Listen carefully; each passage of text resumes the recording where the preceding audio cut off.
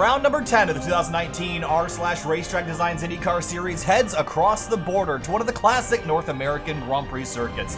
Welcome to Montreal, Canada, and Circuit Gilles Villeneuve for the 10th round of the season. Finian, tonight we're going to watch over 25 Dallara IR18 IndyCars take on the streets of Montreal, and this track is as treacherous as it is fun to drive.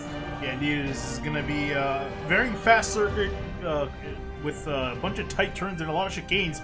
But definitely, you know, looking at it in principle, it looks very boring with all the chicanes interrupting the straightaways, but it's far from it. Well, typically a lot of people look at chicanes and think, oh, that's not a very fun track to drive, but this racetrack is built off of chicanes and it's also built off the big curbs that surround them as well. But in the IR18 IndyCar, that's something you're going to want to stay away from tonight. Let's take a quick look at our track map this evening. We'll head down to Circuit Gilles Villeneuve, a 4.361 kilometer Grand Prix circuit. Formula One takes an annual visit here every single year, and this 13-corner circuit has a lot more tricks than treats when it comes to the layout here tonight. Turn number 1, a fast left-hander. You have to be trail braking to head into this corner, Finney, and get that car slowed down for the entry to a sharp 180-degree turn number 2. Then over to turn number 3, there's a dip in the racetrack here. Some of the only large elevation change on this racetrack is through turns 3 and 4. Then turn 5, a quick right-hand corner before we head into turn 6, another left-hand chicane, big curb on the left with some AstroTurf. You don't want to get yourself up on those, you'll spin yourself out. Then the run down to turn number 7 and 8. The next chicane down the straightaway here, Finney, and that's another, basically turn 6, but the other direction now. More curbs on the right to watch out for before a little bit of a straightaway down into turn number 10. And that, of course, we know this hairpin with the best passing opportunity at this racetrack. A little bit of a left-hand kink out of turn 11, then turn 12, a slight adjustment back to the right, all the way down to 13 and 14, the final chicane on the circuit here, Finney, and you're threading the needle through the big tall curves on that section. Yeah, it's really going to be another big opportunity for guys to make a pass happen, especially with some push to pass to assist you down the straight, and we're definitely going to see some guys take an opportunity of that as you look at Mitchell Welker heading down the straight as he's getting ready for qualifying. Yeah, so qualifying going to be very important today. It's very tricky to pass here, and a couple drivers I'm looking out for tonight that are always one to watch out on the road courses, but this one in particular, Mitchell Welker and Zach Buchanan, the Project 2 drivers. This is basically their home track here. Whoa, you see Welker get real close to the wall of champions out there on turn 14. Of course, Welker's got Air Canada on the car tonight, and Welker and Buchanan, again, kind of a home track for them. I think most probably might be a little bit more, but they're, at least Zach, a big Canadian racetrack fan and loves this track in particular, so I'd expect them to be pretty good. But another driver you got to watch out for, Riley Thompson in his number 56 TDR machine. He's been so close so many times, almost won the Roval a couple weeks ago. Yeah, we'll see if he can keep up the pace currently at the top of the charts. We've got Liam Quinn, Stephen Larkamp, Danny Roberts making their times. Right on board with Riley Thompson here as we head through the turn 6 area, and then back up to speed towards turn 7 and 8. Under the GoDaddy Bridge, and then down to the turn 8 and 9 chicane. And again, this is such a fun section through here, but I would say I have a little bit more fun here in a stock car than I do an open wheel car, just because you can use the curbs to help rotate the car. Here they're more like obstacles that you want to avoid. But again, turn number 10, your best passing opportunity down here in the hairpin. Probably a big trouble spot here as well. I've been warned that there may be full course cautions should there be any collisions or any sort of funny business on the opening lap, because this track can get blocked so quickly. Yeah, it really can. It's pretty much like a street circuit through the first sector. And then it starts to open up, but even then you can still see the wall still really close to this track, so if there is a big wreck, it can cause absolute mayhem as we head through the final chicane. Whoa, and it looks like Thompson's going to bail on that lap. I was wondering when he was going to stop. John Poole, the number 23 car, leading the points by 92 over the next best driver. That's Kite and Bommersbach. And looks like Bommersbach is still yet to lay down a qualifying lap and will not get the opportunity to coming into tonight. So that's going to be a pretty big climb up the grid that he's going to have to get. Yeah, neither does John Poole. So neither of the top 2 guys in the points putting down lap times. It's going to be a big storyline tonight. Brian Harrison, the 73, he stopped just short of the start-finish line as well. Liam Sheen, the 52, making an entry tonight, and he will not be able to finish his lap either. So 5 seconds left in qualifying, and it looks like no one from 15th on back will finish their laps up. So qualifying complete. We'll set the grid and get ready to go racing tonight for 50 laps around Circuit Gilles Villeneuve. And I guess this race will take about an hour and 8 minutes from start to finish. And your expectations tonight, I think we're looking at this one as potentially a trouble race. I think this is a big attrition circuit. You got to keep yourself out of the fence, keep yourself off the curbs, and only then may you have a chance to finish this race. Yeah, and I think it's going to be fairly hard to pass a lot of the other parts of the track. It's pretty much follow the leader. I think Sector 3 with both the hairpin and the long straightaways really where we're going to see the most passes, and maybe down into turn 1 and 2 as well. But the middle part of this track is very much follow the leader for some of these guys. Absolutely. So waiting to get rolling here for a bit of a pace lap, or at least half of a pace lap. Up towards the front here, there is Cohen Evans in the number 17. And again, I haven't really seen the success out of this car that I think we would have expected given his past performance in the Fuel IndyCar Series. But starting up towards the front tonight, only in the fourth or fifth row back in his number 17. Let's roll through the starting grid here this evening. On the front row, Riley Thompson in the number 56 machine starts alongside Mitchell Welker in the number 1 Project 2 IR18. And moving on back to row number 2 in third, we got Bren Fuller in the 55 from Indiana. Outside of him, Liam Quinn, and the 24 will be starting in 4th from the UK. In row number 3, starting in 5th, Stephen Larkamp from Pennsylvania in his number 31. Danny Roberts in the number 41 from the Mid-South. He starts on the outside of row number 3. Back in row number 4, we got Rodrigo Munoz in the 09 car. And 7th, outside of him, in 8th will be Cohen Evans in the 17 from Texas. In row number 5, 9th place, Nicholas Johnston in the number 28 from Carolina. Starts in 9th alongside Woody Mahan in the number 8 from Indiana. We'll let the rest of the grid roll across the bottom there as we're getting ready for the pace lap to get underway. And really curious how this race is going to play out. For the most part, I think it should be pretty straightforward as far as strategy. I think just one stop to the end. Yeah, so the other thing to watch out for, though, is the opening lap shenanigans. You don't want to get yourself some wing damage here early. We know how easy that is to do down in turn number 1. This left-right combination basically forces you to compromise one of the 2 corners to set up for the next one.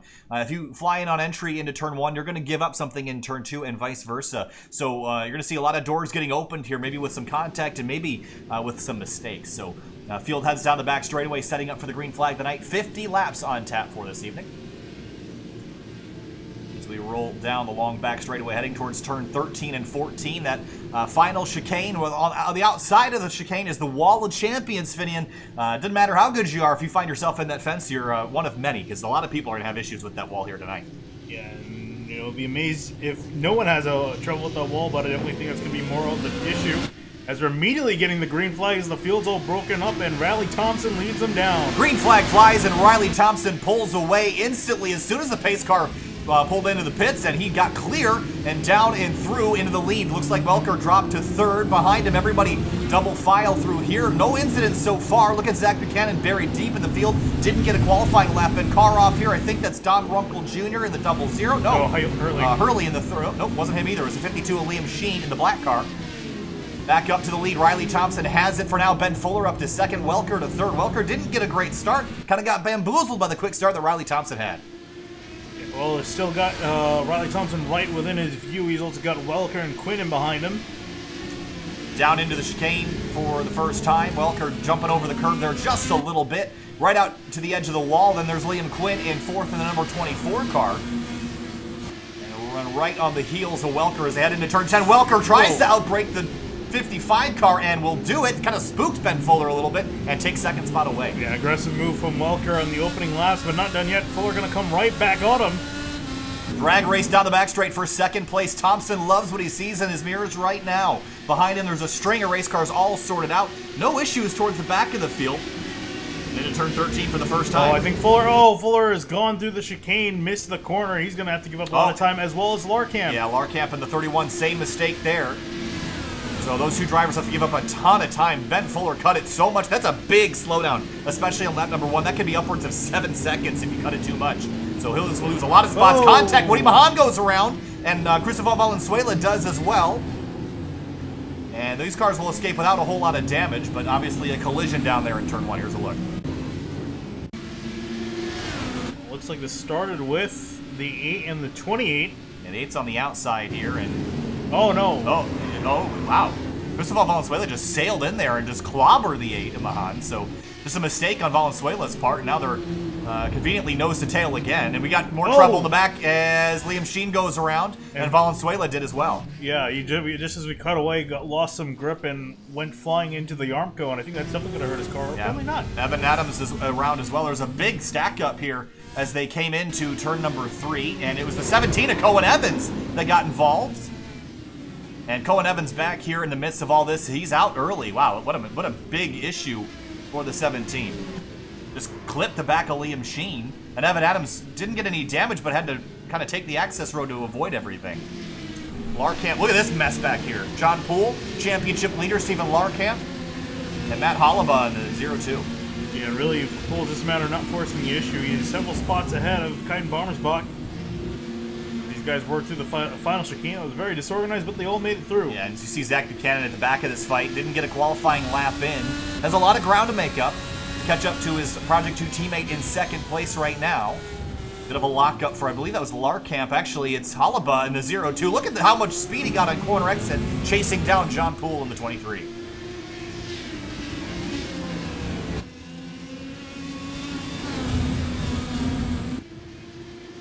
These guys kind of forming a little bit of a pack here, and Poole not necessarily going forward. Has lost quite a bit of time. These guys are already trailing 11 seconds behind the leader. Yeah, they've lost a lot of time as Riley Thompson is turning incredible laps out front, but for the lead, Welker goes around. I think Thompson had a slowdown there and had to give Welker the lead, so move the 1 up to the top spot. And very briefly, let's go back and see how this happened. I think what we're going to see is the 56 went off here. Slipped and, no, just, he slipped out on corner exit of turn 7. Yeah, it's a big mistake from the 56. Is going to put Welker up in the lead, and I imagine this is going to be really hard to pry back from him in behind. Ben Fuller making a pass on Danny Roberts. Yeah, Fuller's really fast. He just needs to not make mistakes. Roberts has some damage to the left side of his wing. Yeah, a little bit of wing damage for the 41. Up and over the curbs. Could have gotten it from the curbs. Could have tagged the wall somewhere. But Roberts is actually under attack right now from Rodrigo Munoz as well. Evan Adams hits pit lane. Frantic start here. Everyone just trying to find room to race. There's Adams. He's all destroyed. He's gotten in a collision. Woody Mahan in the number 8 car after his collision last lap. Looks like he's starting his recovery. No damage on that car to speak of. And Munoz and Nicholas Johnston nose to tail through turn 3 and 4. Yeah, we know Johnson has some really good pace in this 28 car. If he can try to get past these guys, I'm curious where he'll end up further up the grid. But he's kind of stuck behind Munoz and Roberts. And again, Roberts too with that damage. He's going to be holding up these guys a lot more.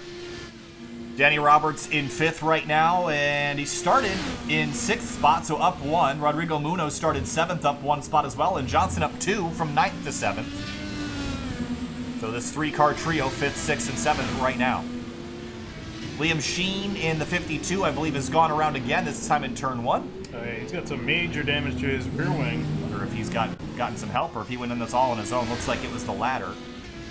Yeah, already had some damage, but definitely didn't help him in this case. Might have just lost the rear. Yep. Just spun it out, and not having the rear wing be fully operational is certainly not helping that. Liam Quinn has caught 2nd place Riley Thompson as Welker takes off, and Welker can set his own pace now as Brian Harris has gone around. That's a bad spot to be stopped, and he's going to pull off the racetrack and just wait for a clean opportunity to get back on. But frantic start here. Within the first 5 laps, we've already had about half a dozen cars go off, go wide, or get in the fence. It's definitely not going to slow down a whole lot from here on out. Still going to see some guys making mistakes here and there. Oh, Johnston around. This is speaking of which, the exit of turn number 2. He's going to lose a bunch of spots. A bad spot. Caution flag is out. Full course yellow on lap number 5 for Nicholas Johnston. And good call there. It was just a bad spot to be stopped. And it's difficult because it's hard to recover these cars with how bad their steering radius is. And caught a lucky break. And that's pretty much a big break for a lot of drivers. Yeah, tell me about it. I mean, there's a bunch of drivers that would have loved to see this. And he just got on throttle too quick and just spun it out and was just lying prone in the middle of the course. And good thing that the caution came out just to keep everybody from running into him. So Mitchell Welker takes the lead away in the opening laps. Riley Thompson slipped in turns 5 and 6, and actually turns 7 and 8, I believe it was, and gave the lead away to Welker. But now that lead, that advantage he gained is gone, and it puts him under attack again, so Welker wasn't a fantasy in the yellow. Yeah, probably not, although I don't think we're going to see a whole lot of change. These guys are going to get restarted back single file, and he's going to hold the lead. And we saw that, these guys get the green really early on, and he can just jump once he gets to the chicane. So, as the leader did on the initial start of the race, so I don't think he's in a bad spot to lose unless he makes a big mistake on the restart. Walker's led 3 of the first 6 laps of this race. Best time of a 1:22.491, and one of the drivers that practiced extensively for this race. And practice here goes a long way. I mean, I did some laps here last week, and this setup understeers quite a bit. This is not a good handling race car, and there's not really a whole lot you can do to make this car handle well around here, because this track leans so much on being able to use the curbing that when you can't use it in a car like this, it really makes you sacrifice your corner exit speed. This caution is out here on lap 5 for a spin at the exit of turn number 2. Welker leads the way. There's your top 3 drivers, Thompson and Quinn, following leader Mitch Welker. And a great break for Ben Fuller. Lost those spots early. Gets an opportunity to gain all that track position back. Another driver that's smiling just a little bit, Zach Buchanan, and he started all the way back in 20th spot, up 10 spots in the first 6 laps, avoiding the carnage left and right, and he's looking good so far. Yeah, and also Roberts too gets a chance to repair the wing. I'm actually curious if he knows that if it's damaged or not. I would imagine he probably does, but it's hard to see. You can't see it.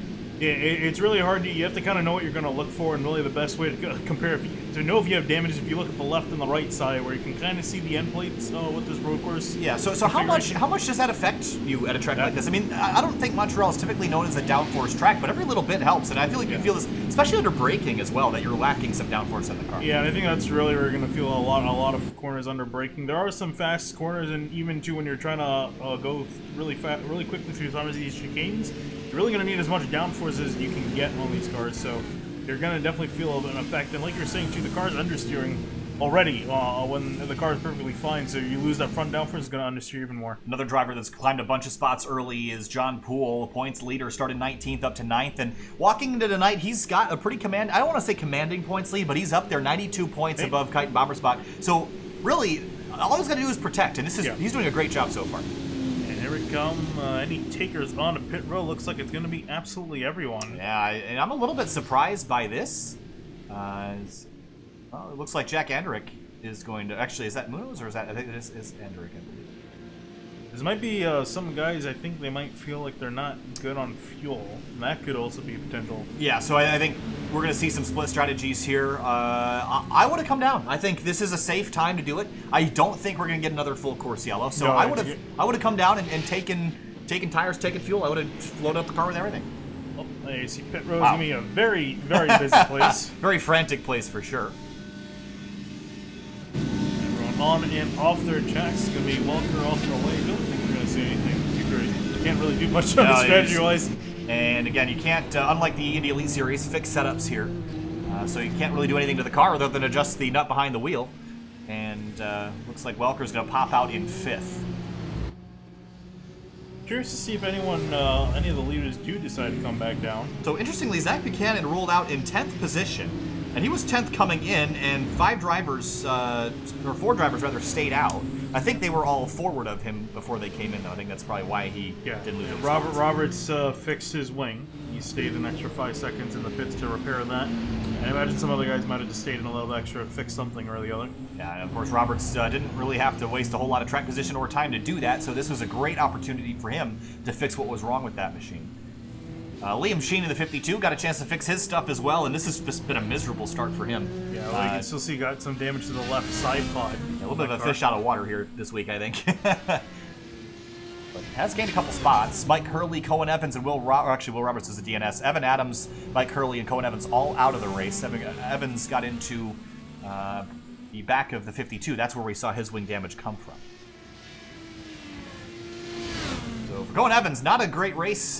Considering he's 6th in the standings, this is going to hurt him quite a bit because you look right behind him, Clifton Aranjo, Brophy, Munoz, Vic Bloom, a bunch of others are pretty close behind. I don't see a lot of those drivers in the field tonight, though, so maybe it's not as big of an impact as we thought. Yeah, probably not, but definitely, really, I think for tonight it's going to be for Poole to just make sure you can try to finish as close to Bommersbach as possible. He almost has an entire race lead. You get 100 points for winning the race, so he's got a 92-point lead. If he can just protect that for the next 5 rounds, including this race, he'll be our champion. So Jack Andrick stays out. What do you think about Mahan, Andrick, Bommersbach, the top 3 that have stayed out here? I'm not for Bommersbach. Again, it makes sense because he's trying to chase down John Poole and to get out of some of the traffic he was further in behind. It's going to be big. We'll see here if anyone does decide to come back down a pit road. Looks like all the 3 leaders that stayed up, they're happy with their decision.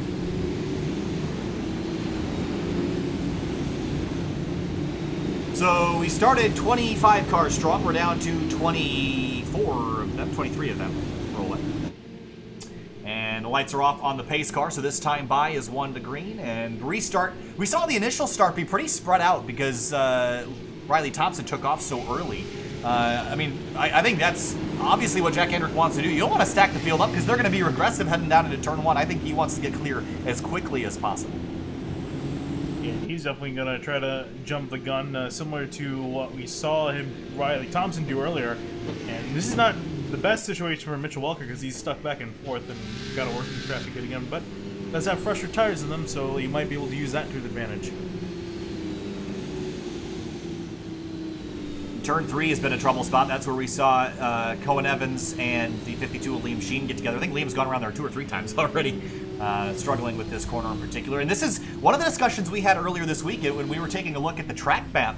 Is turn number 3 actually has a little bit of elevation change, and it's enough to upset this car.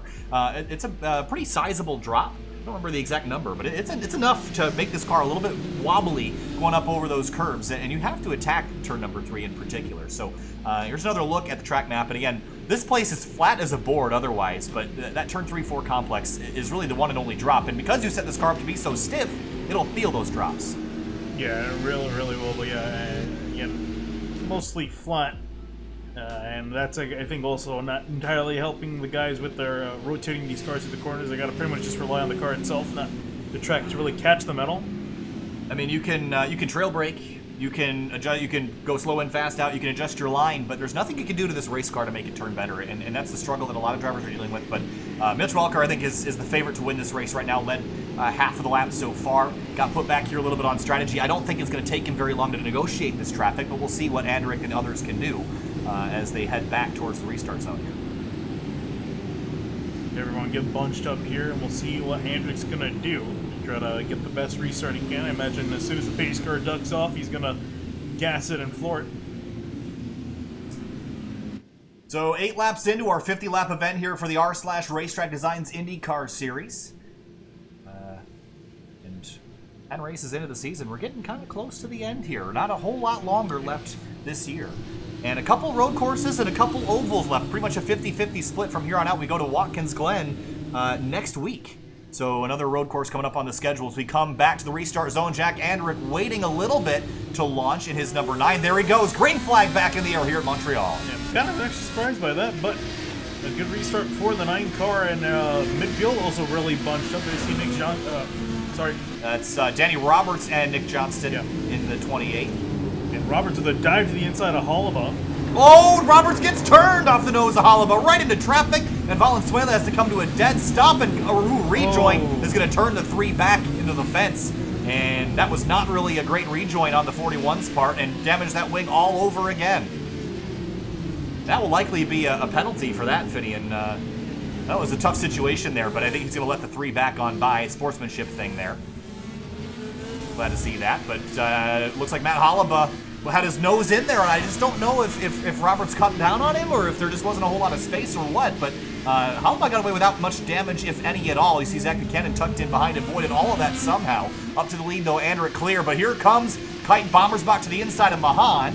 Oh, and Welker also going to throw his nose up in there, as well as Riley Thompson.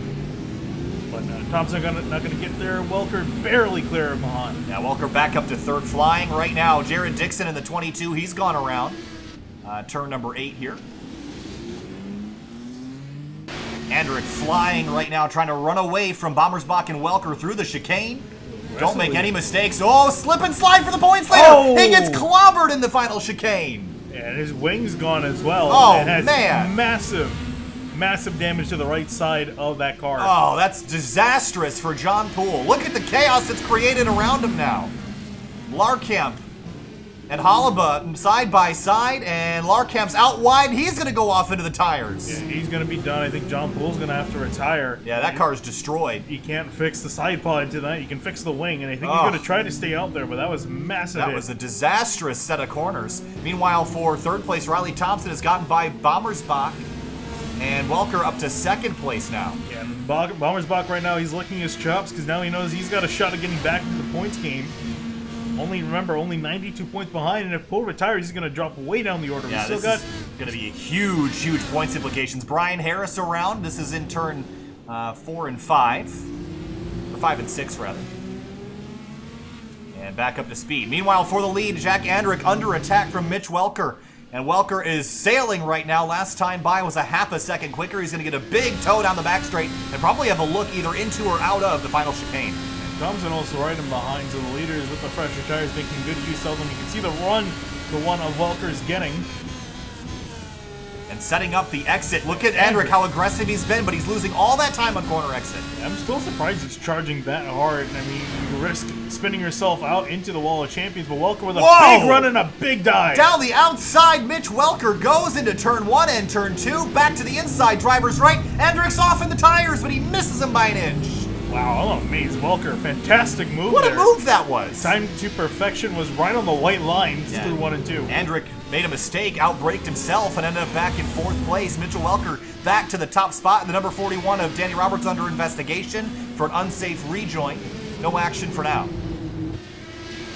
Nicholas Johnson in the 28, after avoiding all that chaos on the restart, still sits 9th. Zach Buchanan, the other Project 2 machine, sits in 7th place right now, after starting all the way back in 20th tonight. He had a good climb forward. Only has a few more cars left to pass, and Andrick tires again. And Andrick still off the track. That's going to be a cut where he's going to have to give up even more time. Yeah, bad to worse for the 9 car. At least he hasn't gotten any damage to speak of, but John Poole's still rolling, but this car is absolutely destroyed. I'm actually curious if it's giving him a meatball. It's got to be. Look at how messed up the suspension is right now. That car is so far beyond So destroyed. I think he's just running it until the server kicks him out. Oh, Zach Buchanan was... Uh-oh. Where is Zach Buchanan gone? Oh, I think he retired. Oh, this is wrecked. Wrecked again for Zach Buchanan. What a disaster. Oh, this was another Jack Andrick collision down into turn number 10. While we were watching the other accident, he slipped on the brakes, slid across and into the concrete. Ugh. Unfortunately, yeah, the car just stepped out in the rear. Yeah, this has just been the season to forget for the 40. Slipped on the brakes, slid across the nose of the 9, and then hard impact into the concrete. So 2 more cars retired in just 1 instance there.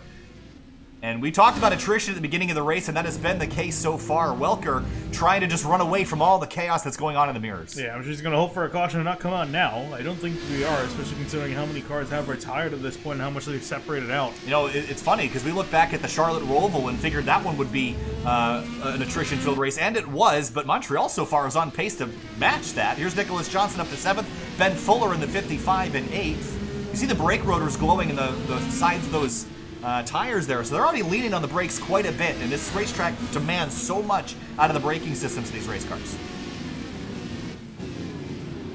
Liam Quinn in behind. Quinn started up in 4th. He's dropped to 9th in the first 12 laps of this event. Yeah, he hasn't really gone forward, but we'll see here. He's got a bunch of cars ahead of him. Fuller, Johnston, and Hollowell right ahead.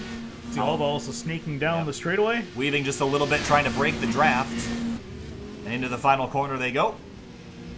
And you're just threading the needle through there. You see him run a little bit wide. And you can see how many different lines 2 guys are taking. I mean, it's so challenging to get that sequence right and be fast with it. I mean, that's the challenge in that corner is those curbs are so tall, you cannot use them in the IR18 without really hurting your wing or your suspension or both. So it's really definitely threading the needle, and we've seen a lot of drivers make mistakes there as Hollowell was under attack from Fuller. Fuller's going to have a look down the inside into 3, but backs out. Been a good night for Fuller so far. I know he's dropped back from where he started, but he's shown a lot of speed, a lot of pace. I think he just needs the track position to show for it up the inside into turn 5. Yeah, Hall's going to let him on through. Whoa, no! Slides and drills Liam Quinn, and they both are crashed out again and more. That's Andrew Wood in the 32. Dead stop at the exit of turn 6. Oh, just like that. There's another full course caution. Oh yeah, that car is absolutely destroyed. The suspension, rear suspension gone. Oh my goodness. So many of our contenders. Yeah, Liam Quinn looks like he might be able to continue onwards. Don't know how the suspension is, but just looks like he's got damage to the wings. It's not pretty either. I mean, it's going to need a lot of work. Man, it just keeps getting worse and worse for the drivers that we thought would come in here and have such a great race, but That just shows you how quickly it can go away. Fuller just slips and corrects it, and Liam Quinn has nowhere to go. And then Andrew Wood had to make a decision, and by the time he made it, it was too late. Yeah, that's a blind corner there. You come out of the corner on the gas, right, expecting that the track's clear in front of you. Yep, and here's another look as the 55 slid, and he's going to get clobbered there. And then Andrew Wood comes out of turn 6 here. Yeah, saw a hole open, then it closed, unfortunately, and nowhere for him to go. And just tried to squeeze in there, and that's what did the suspension damage to the rear of the 55. But we'll show you how fast this happens. We're right on board with the 32 of Andrew Wood, who just needs some luck left and right. Got a couple good races with Fontana. So he can't see anything, sees a cloud of smoke, car is spinning. And then when the 55 backs up against the fence, that's when it was all over. I mean, he thought there was a clear line through there for a couple seconds. Right here, you're going to see that line's open to the left. He shoots for the gap, the 55 rolls back, and by then, nowhere to go. Yeah. So Mitch Welker, his lead, again, has been diminished. And for Kite Bommersbach, that strategy call seemed to play off. Yeah, we'll see if he does anything from here. This will be a great opportunity for him to come down on pit road with 14 laps on his tires, get some new ones on for the rest of this race. See if anyone also decides to do something similar.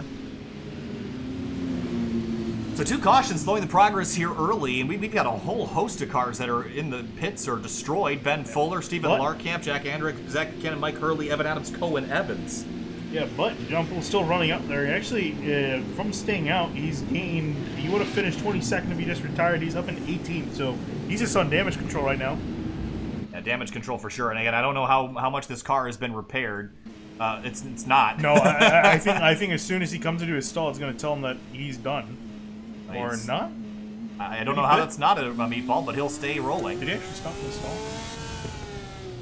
No. No, okay. I was going to say, there's no way that he can stop in his stall and they're going to say that he's good to go. It's only going to get worse. That's the problem, is that when you have a car that drives like this, you're going to crash it again, and it'll be at the end of the day. But you might as well, look, he's already gained, what, 3 or 4 spots from staying out this long? It's worked. It's definitely worked. And I think he's been trying his best to stay out of people's way. He might stay out a little bit longer, too, but as long as he can stay out there. Welker going to stay out. Wow. Every other car, nope. So Nicholas Johnson, he's going to stay out. Yeah, I think everyone else. Welker must think he's good. I mean, again, I would be pitting at almost every opportunity here because it's free.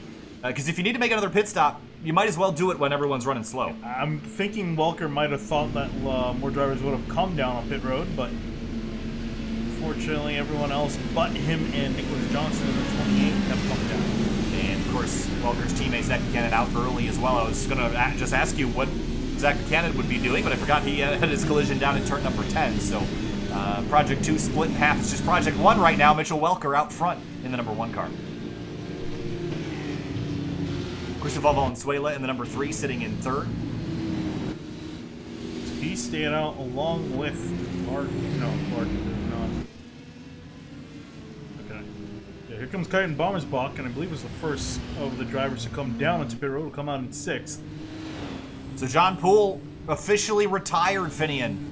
A meatball for the 23 and was unable to complete this race. That's going to be a big points hit for him.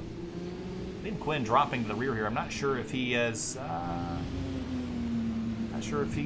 penalty of some sort. I think he might. Might have an EOL or something. Thinking that's going to be the case. So the number 55 was ruled at fault for that yellow. Again, nothing he did wrong. I mean, other than slipping up. I mean, what can you do? You know, he made a mistake, and unfortunately for a couple of drivers, they got caught up in it. They just had nowhere to go. You hate that so much. But good thing for Liam Quinn, though. I was looking at the wreck. He just hit the 55 in the nose, so you're able to replace that, and see he's got a new wing on that. And I think the rest of the car should be fine. Yeah, we're hoping it's fine. Again, we're really not so much concerned about the bodywork damage unless it's to the side pod or the floor. It's more about the suspension and the floor that you're most concerned about here. And even, actually, if we can go on Andrew Wood, because I know he hit the left side wall. But maybe we can ride on board with him to see if his steering is straight. He's still rolling in 12th place. I'd have to imagine. I don't know, looks pretty straight to me, so he might have gotten away with it. So he's good to go. The floor doesn't look too bad either. Yeah. So he got away with a little bit there. So up at the front, it's still the number 1. Oh, and actually, John Poole might go back to, he's probably going to go back to 19 because Larkamp's out there running. Yeah, you see the out tag on John Poole, and Larkamp still on the racetrack right now making up positions, and actually next lap that position will change over. So our second caution of the night, once again, for the Fuel Racetrack Designs IndyCar Series. This has been a messy one so far. A lot of it has just been single car spins and accidents, but again, when you have a track blockage like that, you got to throw the yellow, otherwise you're going to introduce more cars. And unfortunately for Andrew Wood, I think he can only throw the caution so fast, but if it was a little bit faster, it might have saved him as well. So unfortunately, if iRacing had automatic cautions for road courses, that might have saved him there. But he's still going to roll away with 12th without a whole lot of damage, so that was bullet averted there. Bullet dodged. So turn 1 was a trouble spot on the restart. We saw a couple drivers run out wide there, but Mitchell Welker, his pass on the outside of the 9 of Jack Andrick. That what a phenomenal outbraking maneuver that was into turn 1. Tying that to absolute perfection.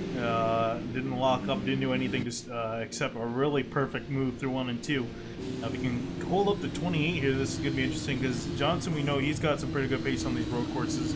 If he can get up there, and also again, Bommersbach on some fresh tires in that 37 car. And starting in 5th, and this was a little bit longer green flag run than the first one, so there might be a slightly bigger tire difference. I'm not convinced that tires are going to mean a whole heck of a lot here. I think it's really the driver's skill that's going to be the larger determining factor, but two drivers obviously equal, you want the fresher tires. I think there might be a decent difference because looking at Welker and Thompson, obviously they're really quick drivers, but they went through that lap traffic fairly quickly. Yeah, I guess the question lap is, traffic, but the guys on older tires really quickly. I just question. I mean, is that Welker and is that Thompson, or is that just the tire difference? I guess we won't know, but we'll probably figure out on this run. We'll see here if these guys can say if they're Bommersbach can take advantage of this and move himself up. And again, he's on the attack now. So looking at the point situation, actually, Poole's officially back in 19th. So he will get 26 points, while if Bommersbach can win the race, he'll get 100. Yep. And even if he finishes 3rd or something, he'll get 80. So it's still going to be a huge points game. Yeah, it's going to be a big points difference. Remember, we walked into the night with a 92-point separation, so I don't know if it necessarily means that he'll lose the points lead, but it's going to be a big chunk taken out. It's going to come down to maybe 30 or 40, which is dangerous considering we still got 4 rounds left. Yep. That's easily closable. And another road course next week, and I think John Poole probably looks a little bit more forward to the oval side of things. That's where he's had success, including his recent victory. Yeah, I was going to say we have Watkins Glen, then we go to Gateway, then we go to Laguna Seca, and ending the season at Homestead. Yeah, so we know Laguna Seca is also kind of a question mark as well for a lot of drivers. But coming back to the restart, Mitchell Welker in control of this one. And hoping and praying we stay green to the end so that he can get his lead stretched back out. Mitchell Welker in control. And he'll fire back off. Nick Johnston in 2nd, Danny Roberts, Cristobal Valenzuela, Kite, Bommersbach, your top 5. Welker with a really good restart. Everyone else getting separated. Into turn 1. That's Larkamp out wide again. Yeah, I think he might just be getting away. He is a lap car. Bommersbach and Riley Thompson trading spots for 5th, move to 56 up to P5.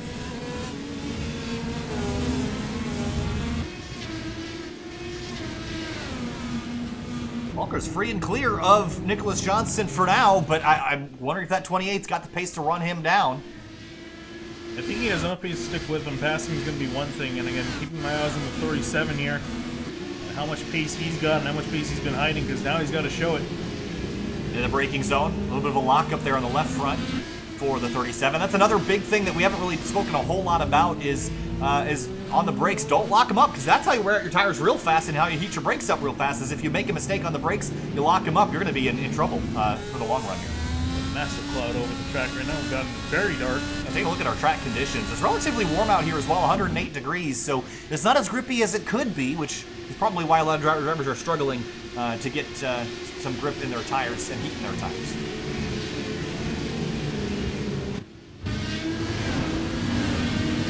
Paul James doesn't claim everyone yet. Well, yeah, I guess you could argue. Almost at halfway. That's what I'm saying. There's John Runkle Jr. through the final chicane. Bit of a chop and a cut there for him. Give up some time. And that is one of the costliest slowdowns in the iRacing service, is the final chicane of Montreal. So So Welker, last time by, was 0.3 quicker than Nicholas Johnson. So I think we've seen that the one is the fastest car here. But he does, I think he actually does have the fastest recorded lap as well. That's actually not true. Yes, it is. Surprised it. It's not. Ben Fuller actually ran the quickest lap, a 1:22.477, which is a couple hundredths quicker, but of course Ben Fuller retired and done.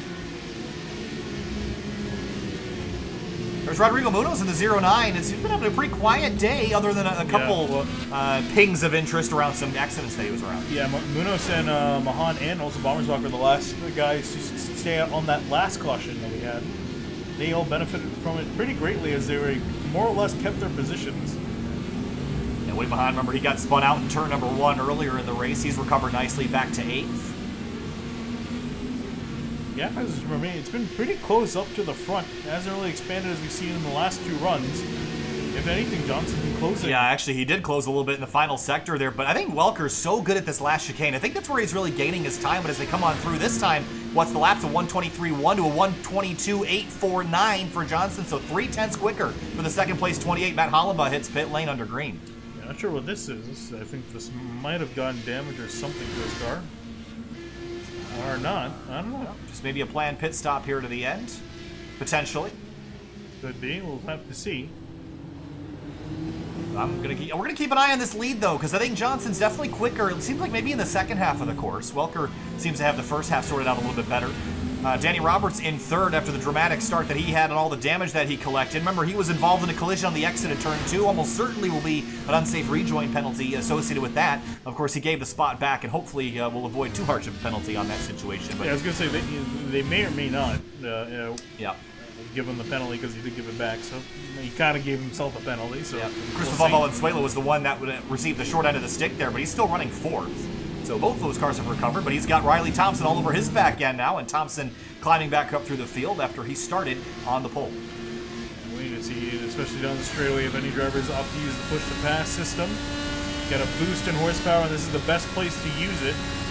Get not only the draft, but also extra power down the straight. You really have to make a pass. You have to remember, though, when you use that push-to-pass, or you're in that slipstream, that you got to brake a little bit earlier for that chicane. A lot of drivers will get caught out with that. There's a spinner at the back of the field. That's Liam Sheen, I believe, again, that went around.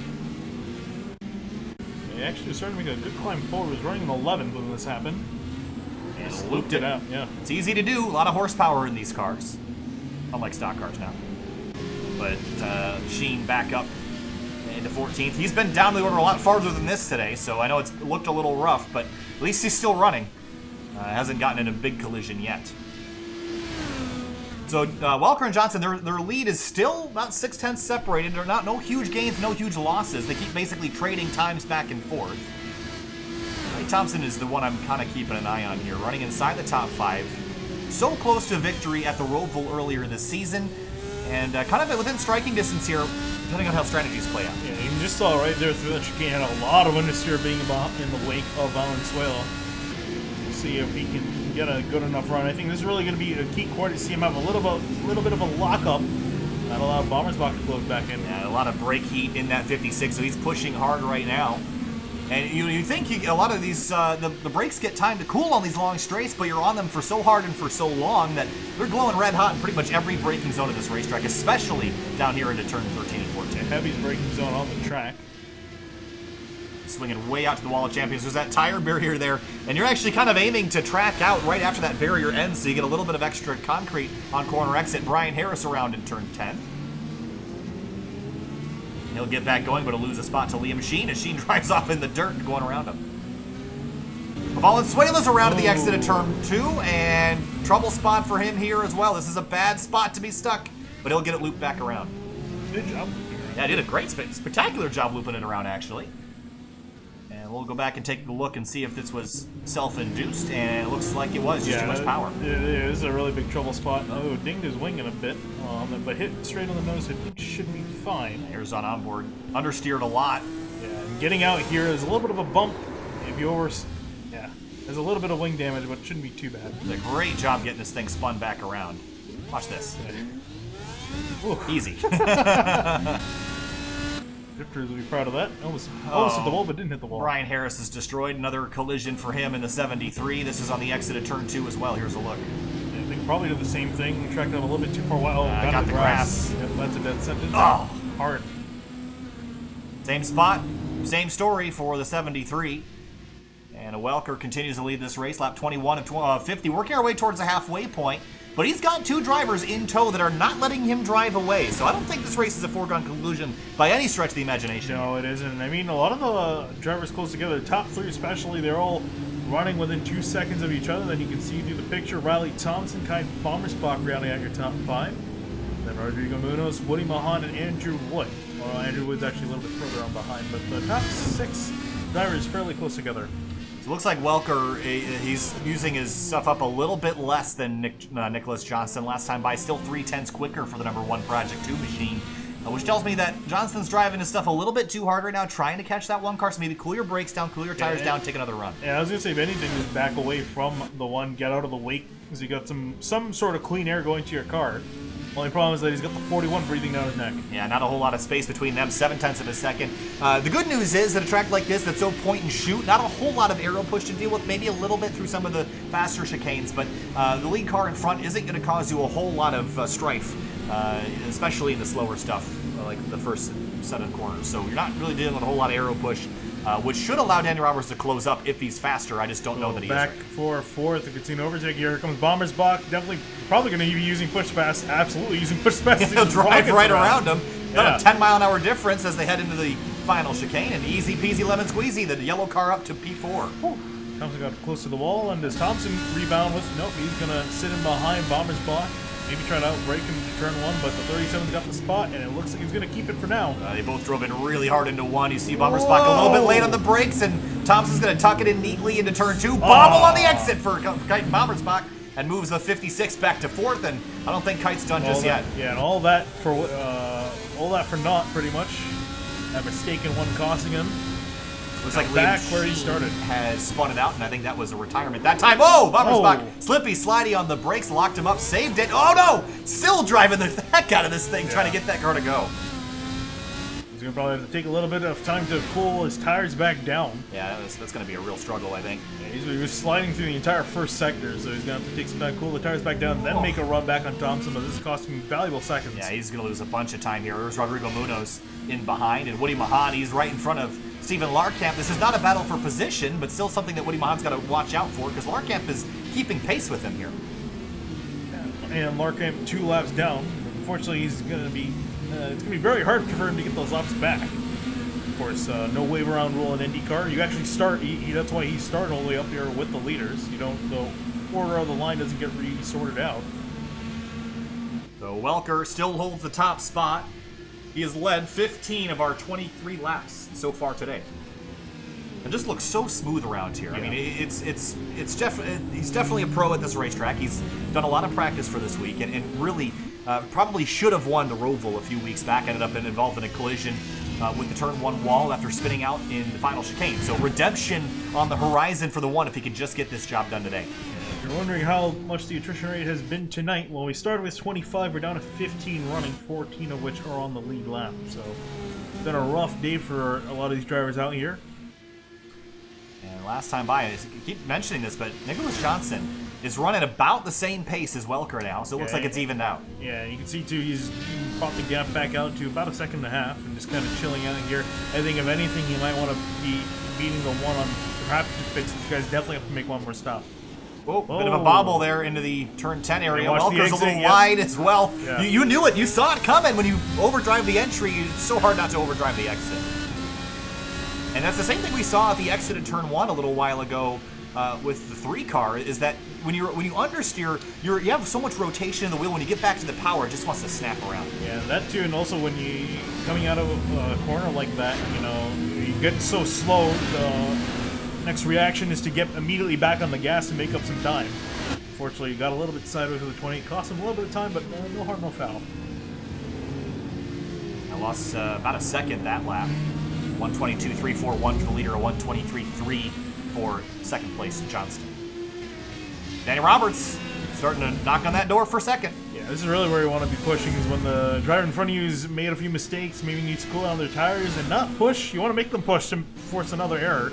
And As we see Roberts all over the 28 now, he can get a pass, The make a brakes pass are- for second. He's got those brakes roasting. They're as red as his Ferrari on the nose of his car, on the front suspension.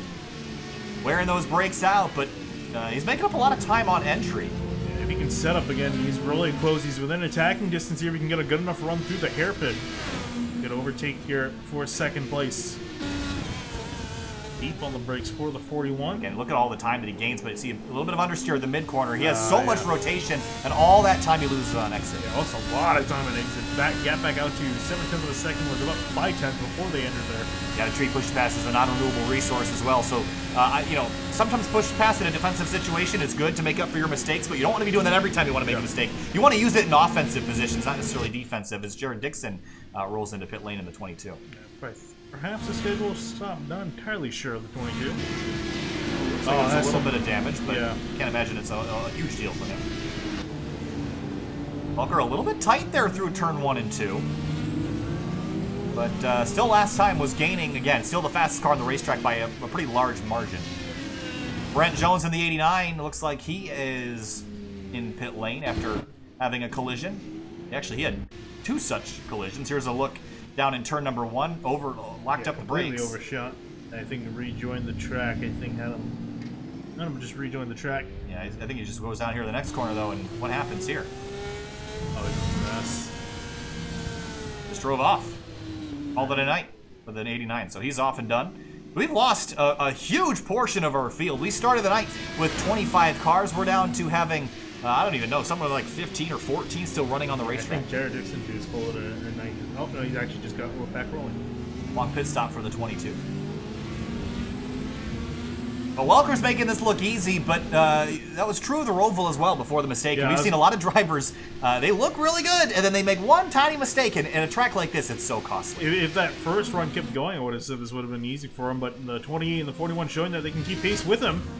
So not over yet. And sometimes that pressure is just enough to make you crack, too. When you've got Johnson and Roberts, and they're not losing a whole lot of time to you. You constantly keep glancing at that relative box. You just want to keep an eye on them, and sometimes that's just enough of a distraction to make you mess up. Past halfway here at Circuit Gilles Villeneuve for the 10th round of the Fuel Racetrack Designs IndyCar Series. Welker leading by 1.9 seconds over second place Nicholas Johnson, Danny Roberts in third, Riley Thompson 4 seconds back in fourth place. This has been a solid race for him. Relatively uneventful compared to some other drivers in the field. And so overdue for a victory in something. Whether it be the Cup Series on Tuesday nights or whether it be Indy Lead on Sundays. He's really picked up in form in the last few months in both series, and really rooting for him. Could really use a win, but he's, again, regardless, he's been getting some really, really solid, consistent finishes. He's almost a top 5 runner in both series week in, week out now. Yeah, again, the improvement has been obvious over the course of the season and looking so solid, but last time by, another 2/10 gain for Johnson. They just keep trading back and forth, and I can't decide which one is going to be better at lap 40 or 50. I mean, right now, I think it's clear that Welker's still slowly expanding that gap. But for how long?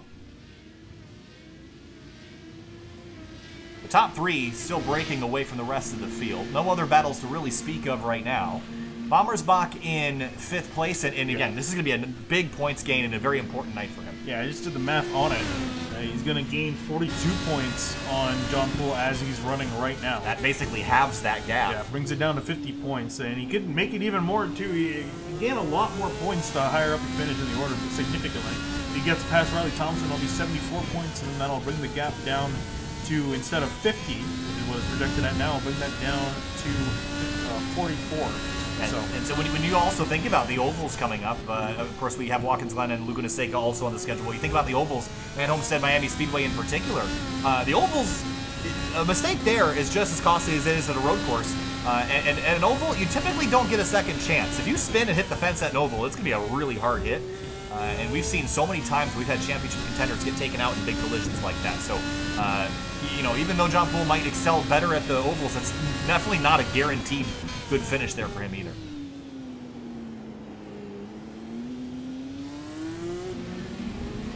Closest battle on the racetrack right now is between Liam Quinn and Woody Mahan in 7th and 8th, 0.4 of a second between them. And last time by, Quinn was a hair faster. Onto struggling with a lot of understeer in behind the 24. It's been a line. We've seen quite a few guys get really wide there out of the hairpin as we got some pit stops underway. The 1 and the 28 into the pits. Yep, and so that's Welker and the 28 of Nicholas Johnson into pit lane for their stop to take them to the end of the race, and Denny Roberts leads. Now, what can Denny Roberts do now? He was about 2 or 3 seconds behind. What can he do to respond to this? Do you go longer, or do you come in right now? Well, I would say, if anything, just push now and see where he ends up. So we'll want to keep an eye on the lap time. So running around. Oh, wow. Yeah, don't want to be doing pushing. That. Yeah. I think that's pushing a little bit too much. But I think really for him, the agenda is going to be pushing the pace that they were running, that he was running last lap. So you ran a 1:22.9 last lap through. Yeah, big lockup into turn 5. So if you can gain more time by being out in clean air, and he was stuck in behind Johnson for quite a bit, and also sorry, not Johnson, but he's stuck behind Welker. So look at this change in position. Nicholas Johnson taking the spot away from Mitch Welker, and as it stands right now, they'll cycle out with the 28 in the lead. So Welker was a little bit faster on the last run, but now he's got to go up and overtake the 28. We've seen in the past being faster is different than passing drivers. Yeah, well, we definitely know the 1 can make some passes. We see him do quite a bit of that. Big jump over the curve there, and I think if you're Mitch Welker, you can't be greedy right now. Long way to go. Over 20 laps to go. Don't rush it. Don't mess this up. So let's see what Danny Roberts ran last time through. It was a 22 or 23-1. So a little bit slower for him. And the question is, what are they doing in terms of fuel here, Finian? Can you go 41 laps on fuel is the big question. I mean, that seems like a long way to go for me, but if he can stay out to the end. I definitely don't think he can stay out till the end. That's going to be a really long drive if he can stay all the way out. Yeah, it is a long way to go. So Riley Thompson into second. He stays there for now. And 1.3 seconds between Johnson and Welker.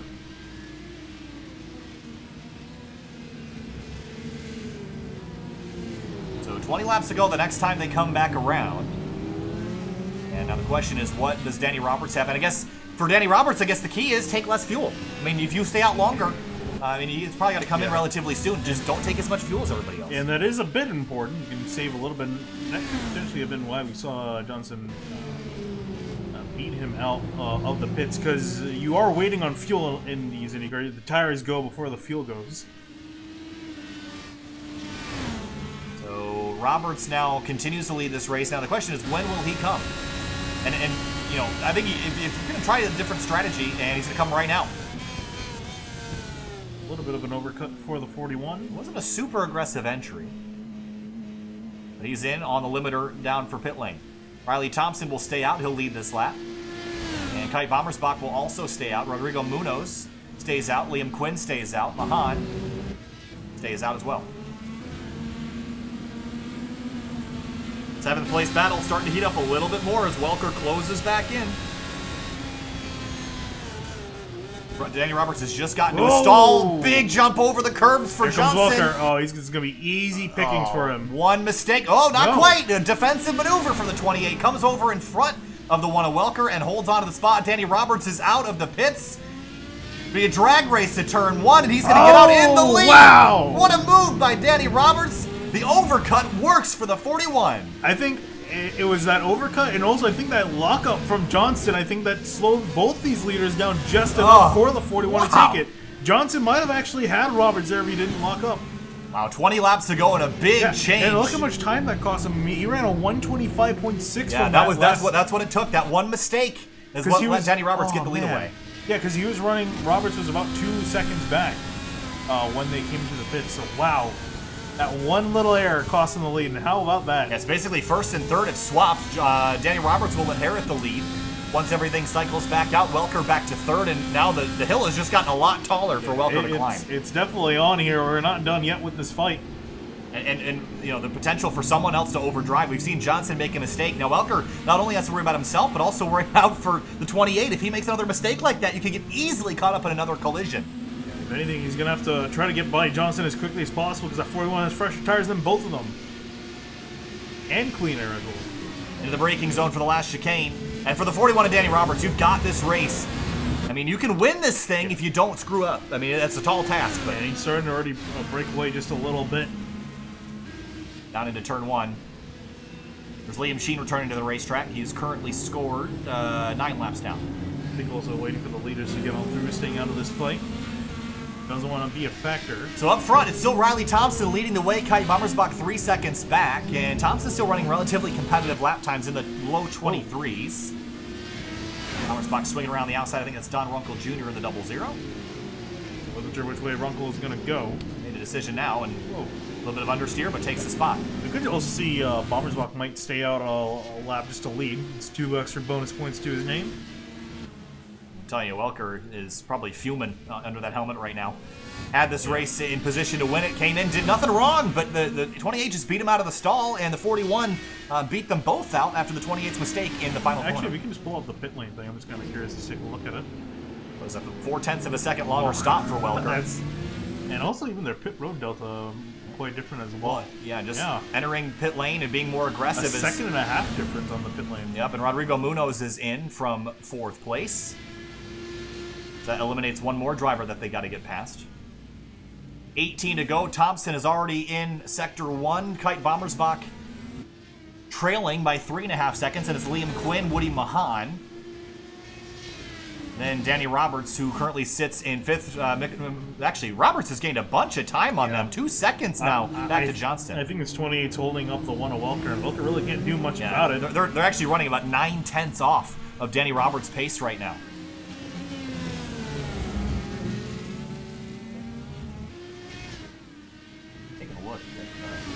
Situation. 18. I don't think he can go 36 laps. I think that's a bit of a stretch. Might be able to see some drivers try something, but Welker getting wide there. He might make a pass here. He's getting really aggressive. He knows that there's an opportunity. Nope.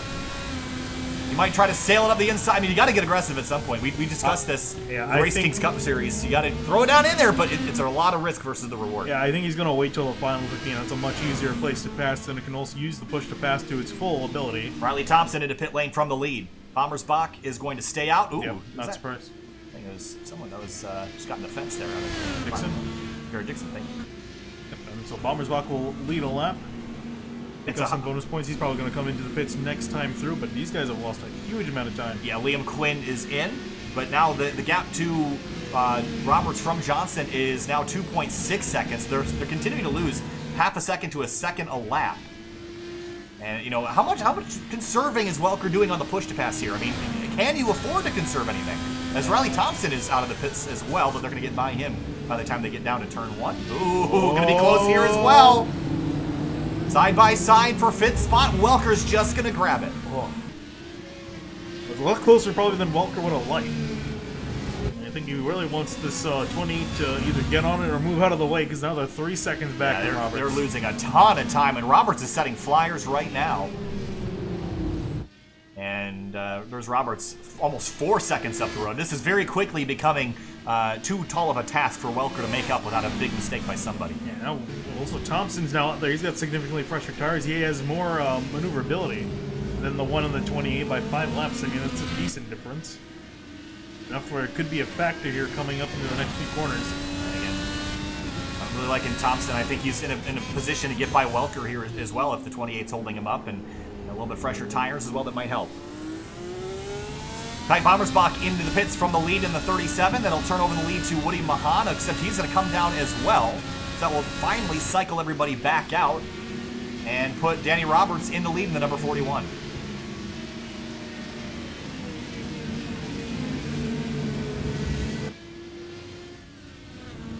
And there they go on by the stop, or the stalls there. So Danny Roberts into the lead after starting 6th tonight, getting early wing damage. Battle for seconds where all the heat is right now. How many people able to get past here? Bommersbach now coming out of the pits. Oh, and here comes Welker now. Wow, what a run. Johnson might have let him go there. Oh, Welker's in the dirt. Whew. And a mistake on corner exit. Oh, a slowdown. Oh, for Welker, and that just gave a lot of it away. Riley Thompson goes by, or tried to go by. Johnson on the outside couldn't do it. And that didn't really look like that. Should have been a slowdown, Finian, but sometimes the limits are not very forgiving. Here's a look. In that corner, it's absolutely not forgiving at all. Yeah, that's definitely one there. The limits is barely a limit. You're either on it, you're within the limit, or you're over it. Oh, yeah, half over. Enough of a cut. to warrant a slowdown for the number 1. And he drops to 4th. And he's going to swing out to the inside of the 56, late on the brakes. And he's done that a bunch of times tonight. He's been so good on them. And it's going to be a drag race with the 56 down the back straight. He's not playing any games. He knows he needs to get stuff done here if he wants to win this race. They're 7.2 seconds behind. Now they've lost so much time.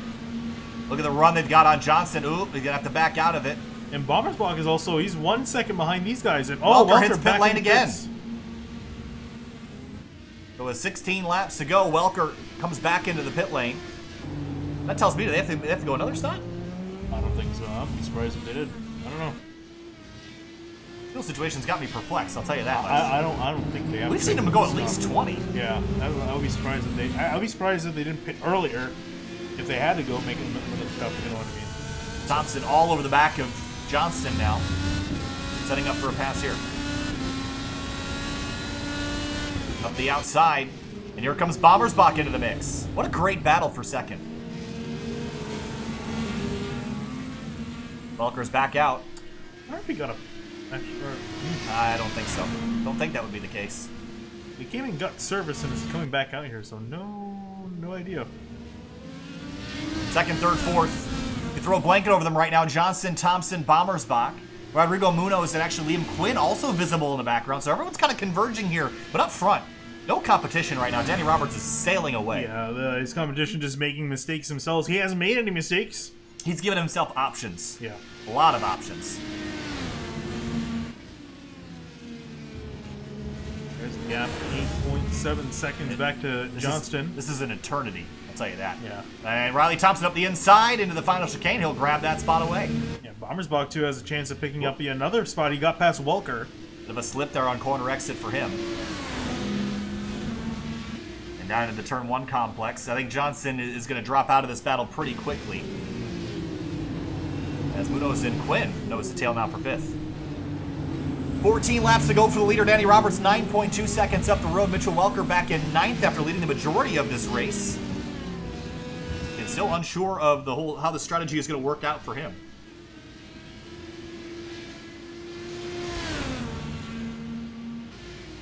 To go.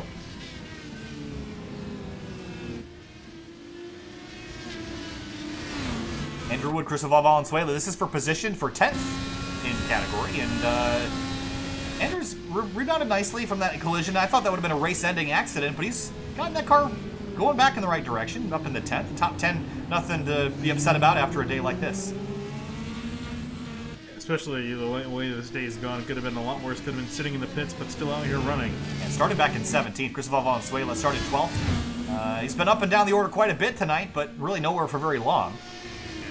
However, for these guys, there's a massive gap in front of them. They got 14 seconds to the next car ahead of them. That's Mitchell Welker. Rodrigo Munoz and Liam Quinn trading spots in the long back straightaway. Quinn will have the inside line as Thompson and Bommersbach have traded spots. And Johnson, so they definitely do have to come down another time. So what's the fuel situation for the 41 now? They're making stops, Finney. They got to come. Did they not go 20 laps? That seems like... It's a long track, Finney, and it's 2.6 something miles. I don't know. I'm saying because the way they came in. Look, here's the thing. When we don't know what's going on, it makes the racing that much more exciting because it's uncertain. Yeah. Because you would have thought that they would have tried to stretch it out as much as they could. So where does Johnson pop out in relation to Mitch Welker? Welker's already by. Yeah, interesting. Interesting indeed. So, this brings up the question, how good is everyone else? Because that's what makes me surprised. Oh, Johnson must have had a penalty. He was in the box for 19 seconds. Oh, probably speeding into the pits. This pit lane is very tempting to say, as you come straight in, there's no little chicane to slow you down. You come straight into the pits, flying down a straightaway. So Roberts leads the way, 8.3 seconds. Riley Thompson's been closing that gap.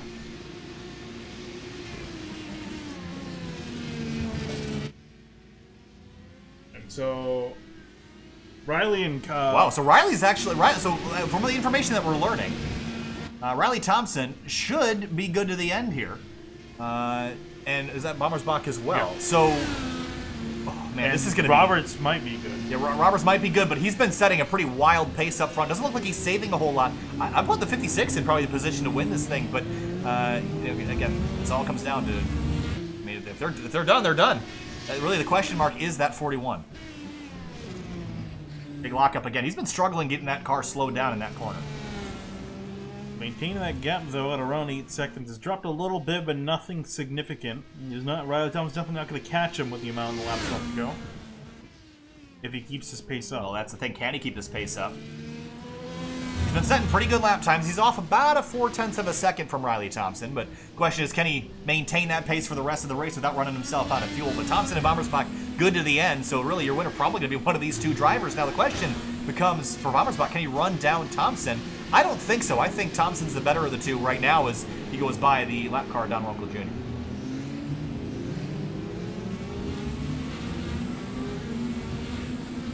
For Roberts, it'll be 11 laps to go. And about 25 miles, something like that, to make it to the end. And running this thing low on fuel, on fumes, can he make it to the end? We saw the 3-Wide Race Kings Cup Series finale come down to several drivers running out of fuel in the final corner, except that racetrack is only 1.5 miles. This is double that. If you run yourself out of gas, you're going to be in for a treat. Liam Quinn closing on the 37 now for third. Quinn's on a mission right now. 122.7 was a second and a half faster than Bommersbach last time. And actually, you can pull the he's good on fuel as well as with the rest of these guys. Same thing, same situation. He's kind of appeared here in the later part of this race. Bommersbach making a mistake. He's dropped off of Thompson. Now here he comes on through. Bommersbach going to let him on by. Yeah, swings around the outside, and 37 lets the 24 through. Now, this is the car I would worry about if I'm Riley Thompson. Because right now Quinn's still running about 3 to 4 tenths a second faster and is the quickest car on the racetrack at the moment, other than Mitch Welker and Nicholas Johnson back in 7th and 8th on much fresher tires. Bommersbach will probably let Quinn to go on by, maybe try to pick up a tow down the straightaways. Kind of tow him along. Coming back to 10 laps to go for Danny Roberts. Does he have enough fuel to make it to the end? Riley Thompson in second place. We know he's good. But the gap is far too large to make up without either a big mistake or the 41 running out of fuel. Correct me if I'm wrong. I believe Thompson stayed out with Welker on the caution. I don't think he came in with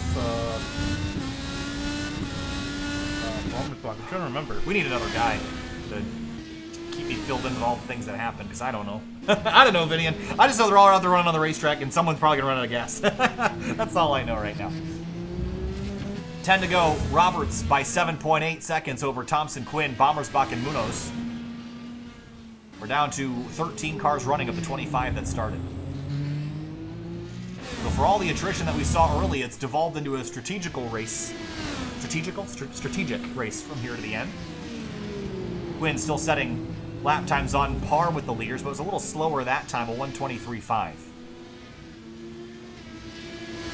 And qualified inside the top 5. We didn't really talk about him a whole lot tonight. You know, fell off due to some incidents early on. Kind of fell off our radar with all the action going up in the front, but drove a really solid race back up to the front here in the later going. Might be able to... Should be able to get the podium here, because all these guys, 2nd, 3rd, and 4th are good to the end. Now the strategy comes out now in terms of the fuel. And Mitch Welker, they're making up a lot of time. Mitch Welker just ran one of his fastest laps of the race. Last time by ran a 22.271, but the lap before that was a 1:22.154, an average speed of 117.4 miles per hour. He's led almost half this race. And again, he's not in a position to win this thing right now unless we get another full course yellow, but he's making up a lot of time. He's just kind of hoping for that, although the odds of it are going to be fairly low, as we only got 13 cars running out there on the track. Again, I hate this for Mitch because the start of the race, he was the leader for most of it and ended up having the cautions kind of put everybody off strategy with him. If this was a straight-up race, just green flag to checkered flag, this would have been Mitch Welker's race to lose, I think. Riley Thompson has got a mirror full of Liam Quinn charging in this 24. Now, if Danny Roberts runs out of fuel, the question mark becomes Riley Thompson or Liam Quinn, because right now Liam's running a whole lot faster.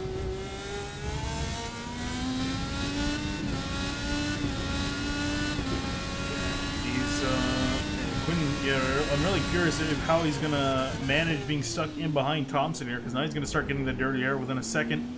of the 56. So does he have enough pace to overcome the dirty air and get past and push on for first? He's definitely within closing distance because remember, Roberts is kind of on the defensive here. He's got to save some fuel. Yeah, so the discussion earlier was fuel tank being about 20 laps. It turns out it's more like 19 point something. Yeah. And so Denny has to go 20. So he has to save a little bit of something. He's dropped his pace down to 125.249. Is a lot slower. So he has dropped his pace. He's got 7 seconds to burn. I think he should burn all of it. I don't think he should risk this.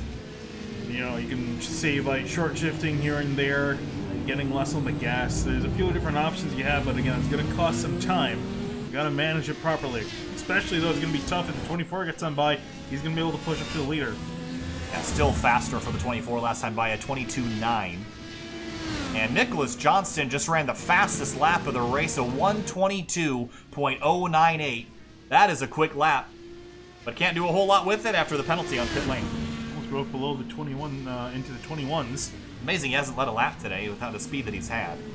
Yeah, got so close on several occasions. Got up to second as his highest, never in the lead though. Yeah, and the other thing was I think Mitch Welker probably hoped he had a little bit more pace when the 28 was running in front of him. But for that, for some weird reason, the 28 was a little slow on that stint, was holding up Welker. Now he's running a little bit quicker. I'm so curious watching the lap times of this 41. Also, is he lifting early in this number 41? Looks like it might be just a touch, letting it roll a bit more through the center of the corner. 7 laps to go. You can see he's not even getting to the red. But he's shifting. Yeah, short shifting a little bit this time through. A 124.256. Still well off where he could be. And Thompson ran a full second quicker. 123.103. He's really short shifting a lot. He's definitely not going fuel. Yeah, so well, he's definitely not going on fuel. The question is, do you think he can save it with Thompson and Quinn bearing down? He still has a pretty sizable gap. Well, the thing is, considering how significantly he's going on the short shifting, it's really costing him a lot of time. So I mean, that's telling me that he's really under the limit.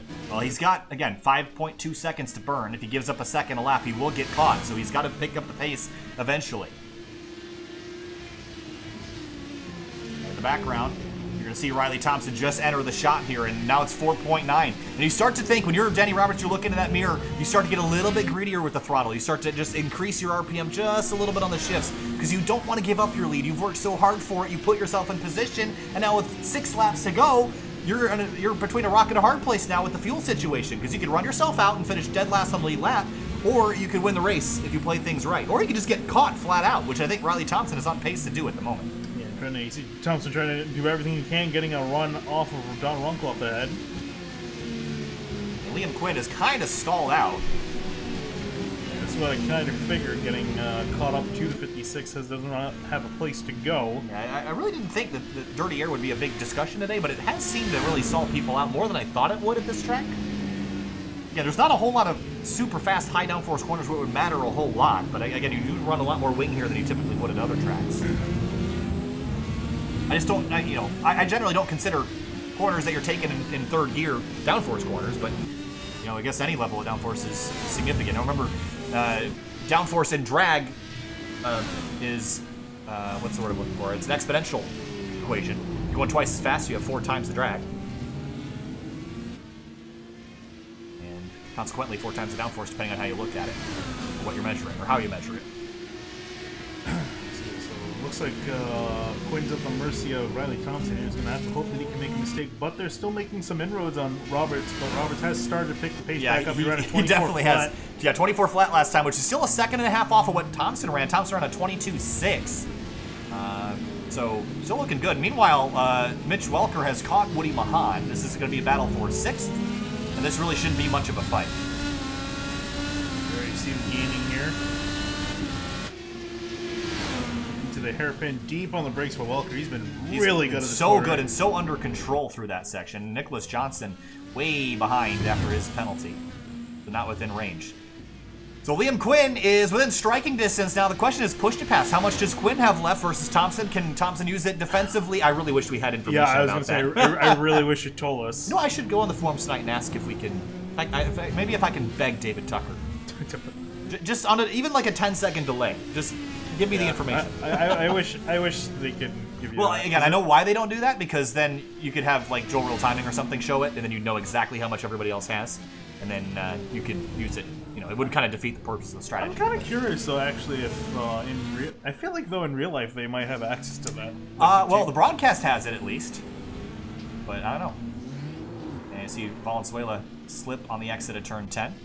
All right, let's jump back up to the lead because it's getting a little bit closer. Roberts 3.2 seconds up the road. And this worries me, Finian. If Roberts has slowed down this much and still has 4 laps to go. Oh, he just locked up to it. Yeah, the smoke cloud there as he entered turn 10. So Thompson is now 3 seconds back. Liam Quinn a second back from that. Oh, it's dropped down even to 2.7 seconds through that hairpin. All of a sudden in the same shot. He's going to have to push now. Got your top 3. Actually make it your top 4 as you see Kite Bommersbach creep into the picture. All within a straightaway of each other here. 4 laps to go for Danny Roberts. Will the fuel last? He's backed off his pace, but he's had to pick it back up as Thompson and Quinn are closing in. 4 to go at Circuit Gilles Villeneuve for round 10 of the Fuel Racetrack Designs IndyCar Series. And a 24.6. It's not going to be quick enough to hold on if he keeps running this pace. I think he's really... He should have saved more earlier in the run, Finney, and he waited too long. That's the thing with these kind of strategies, really, especially if you're not as good as you think. You really need to start early on. Give up a little bit of time overall, but not, and you can't afford to give up time now because you got the leaders breathing down your neck. 2.8 seconds is the gap. For Danny Roberts, this race started off on a poor note. Got turned around, got some wing damage, had to fix that in pit lane. Oh, bit of a bobble there over the curbs. And that's going to kill him. He just gave up a lot of time. Slow down for the 41. That's going to lose him at least a second and a half, maybe more.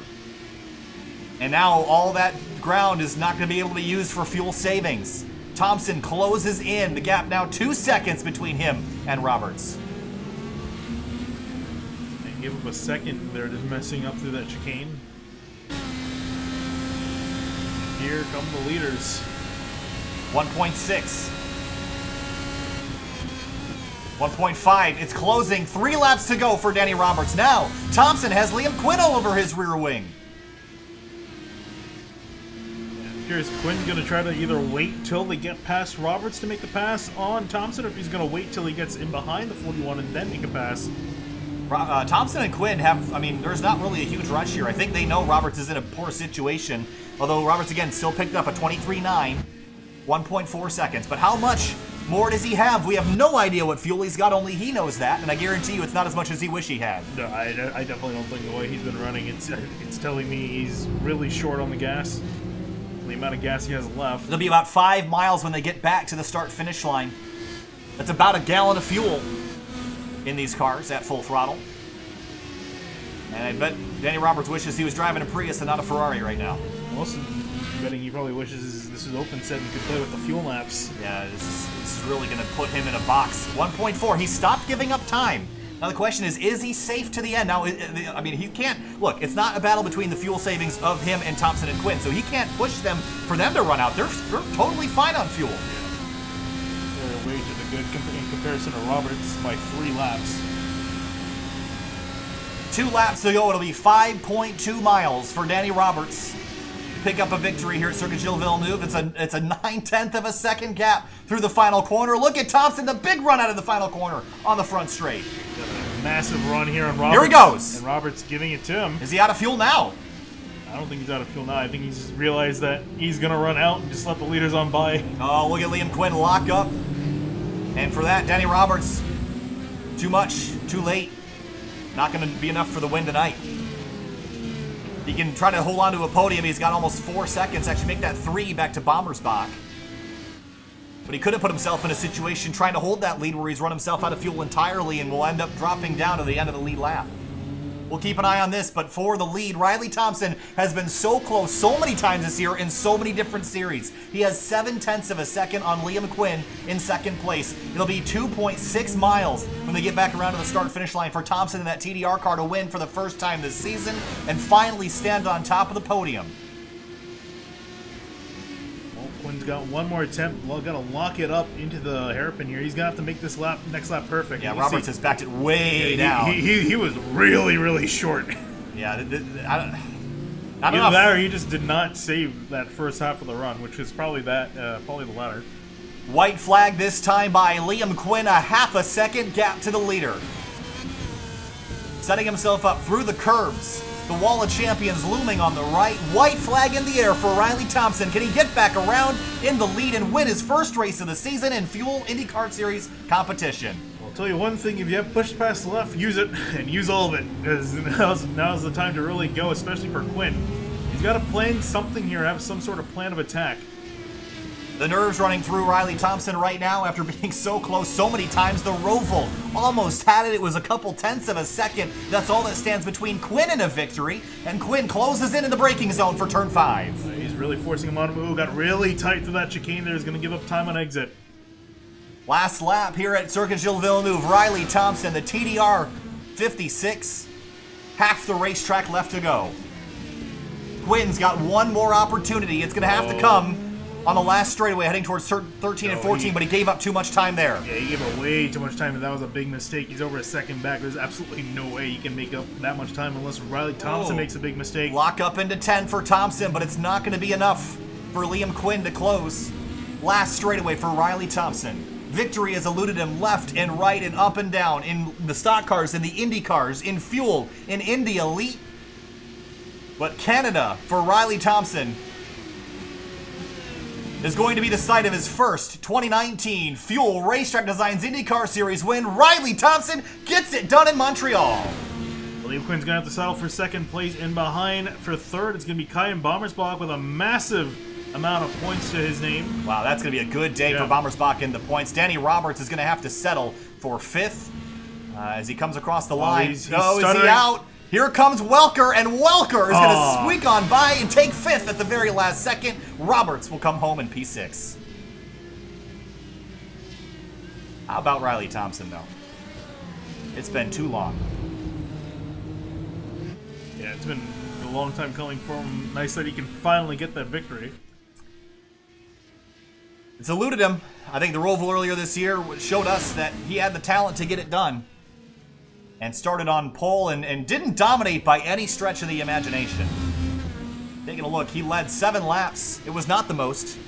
Not close to the most. No. But he led the lap that mattered. Consistency was the key tonight.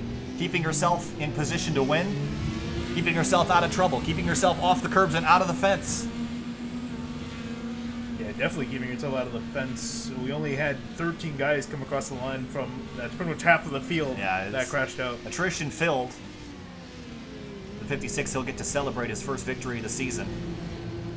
And that's leading to some great momentum into next week for Watkins Glen. A very different racetrack, but the skills will transfer over for Thompson. So this could be a good stretch of weeks for him. Across to the start-finish line, and burnouts and celebration for Riley Thompson. See Liam Quinn celebrating as well, congratulating Thompson.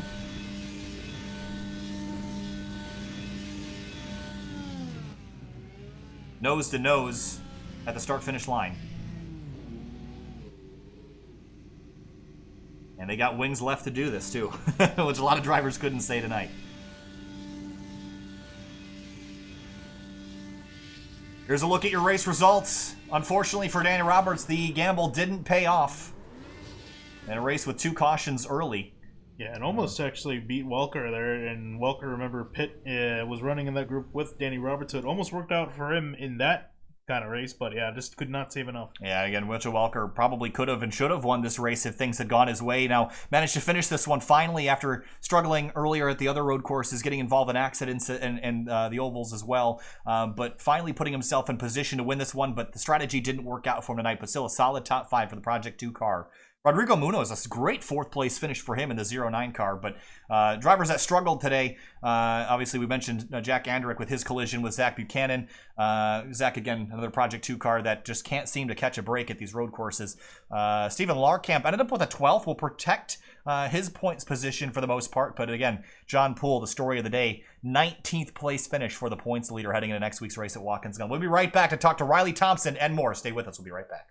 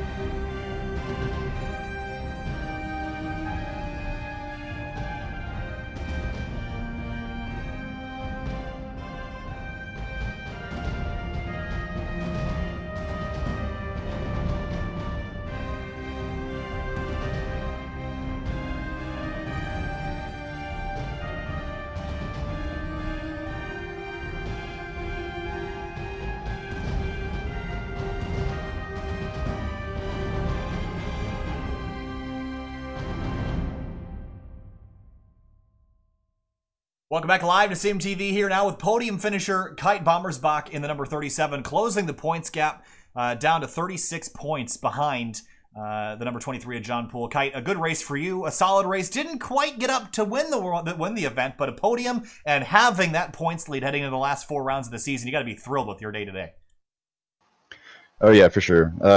I came in and I just wasn't on form in practice and qualifying, and then in qualifying I didn't even get a lap in, so I started 18th and dropped actually. So I was in a really bad spot and made a good strategy call and got myself up here and then put in a solid race from there. Just really happy to come out, in a decent spot after I had looked to write this week off as a loss. Looking forward to next week at Watkins Glen. Is there anything you can take from this track? I know they're completely different, but is there anything you learned strategy-wise that you might be able to apply to next week? Honestly, with Watkins Glen, not particularly. That track doesn't tend to see too many yellows like this one. This one I knew we were going to have some yellows. There's blind corners here, and it's a very tricky track, and there's a tricky setup today. Watkins Glen setup's pretty drivable, and the track itself is not that difficult. It's going to be more of a straightforward road course race like we've seen earlier this season. All right, Kite Bommersbach, 3rd place tonight, closes up on the championship leader. Kite, congratulations. We'll see you next week. Thank you, guys. Now I think we're going to talk to Mitch Welker, who finished 5th tonight in the number 1 Project 2 IR18. Mitch, tonight, race pace, probably the best of anybody. If this race had just gone green from start to finish, I think we'd be talking to you in victory lane, but strategies didn't work out tonight. But are you okay and happy with a 5th place finish, or you just wanted a little bit more? No, I'm not happy. I should have won. As you said, I had the race pace. I made no on-track mistakes, but I found another way to lose.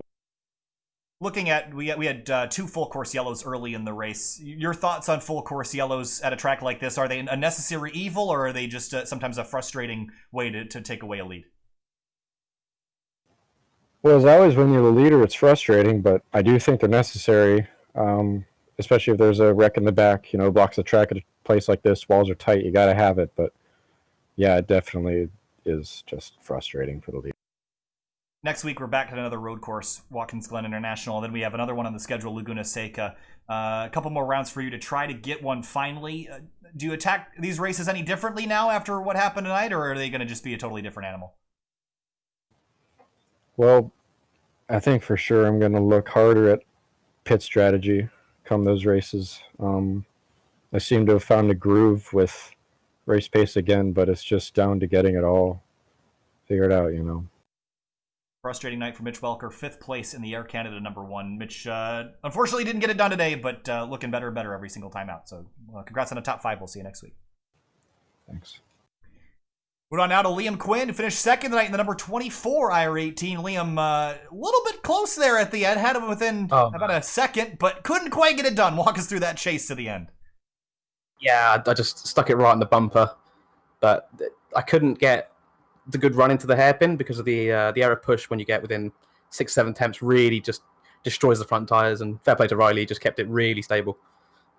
I think when we walked in tonight, I wasn't really sure how much aero push would play into a track like this because it's so point and shoot. But walk us through what can you do at a racetrack that's this narrow? Is there anything you can do to avoid that kind of thing? Because there's not really a way to take any lines any differently. So is there any way to mitigate that aero push, or are you just kind of along for the ride?